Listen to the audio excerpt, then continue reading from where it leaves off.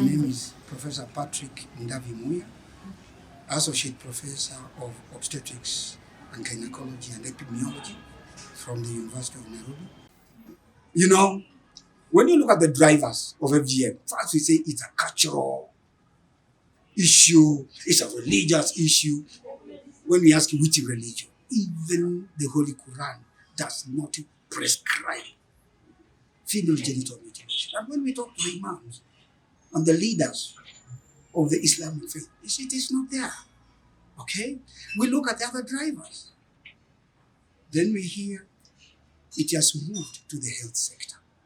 Since it is harmful, and mark that word harmful, we'll come back to it. Since it is harmful when done by traditional cutters, we take it to the healthcare provider to do it for us. What for? What does female genital mutilation do to a girl? One, it begins to violate her bodily integrity.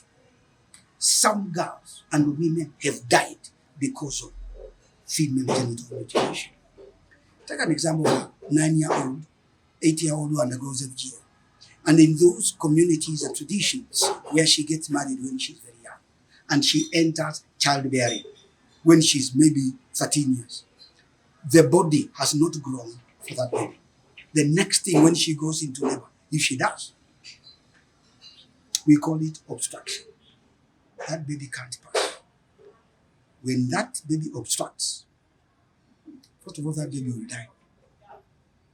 And if by bad luck, she's not helped in a health facility, she's somewhere in a village, that baby manages to pass, she's destroyed. There's a condition in Kenya now, and everybody knows about it. They are talking about it, called fistula. Fistula. Communication between the bladder, the birth canal, between njia ya choo and the birth canal. Stool finds its way into the birth canal. Urine finds its way into the birth canal. What life does this child, this individual live? What kind of life? That's part of what you find.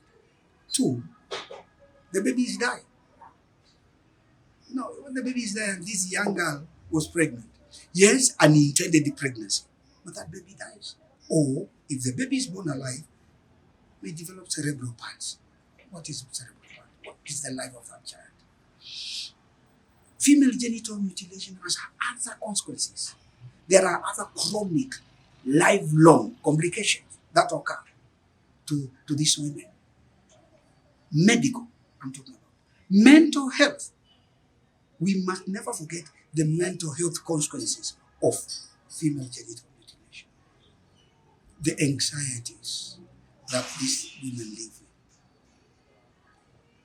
with. The fear of even intimacy, especially where the worst form of female genital mutilation is practiced.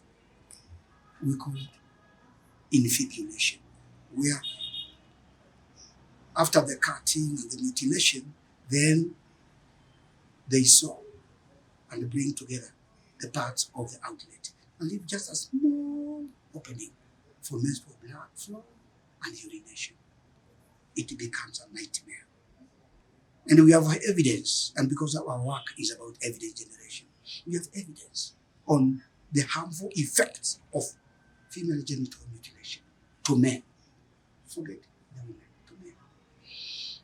If you look at the data in our repository, you'll see the stories men in places like Northeastern, the former Northeastern, the present Northeastern counties, men speaking about how difficult it is living this kind of women.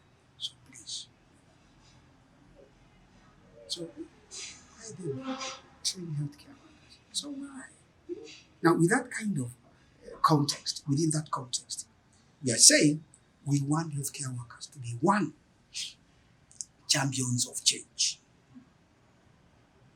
And as I said before, at 2 levels. Advocate for no FGM performed, one, by healthcare workers. That is the first stakeholder we needed to address. And who is going to do it? Ourselves. We speak to ourselves, with each other. And we have that conversation in that space where we are saying, no FGM by healthcare workers.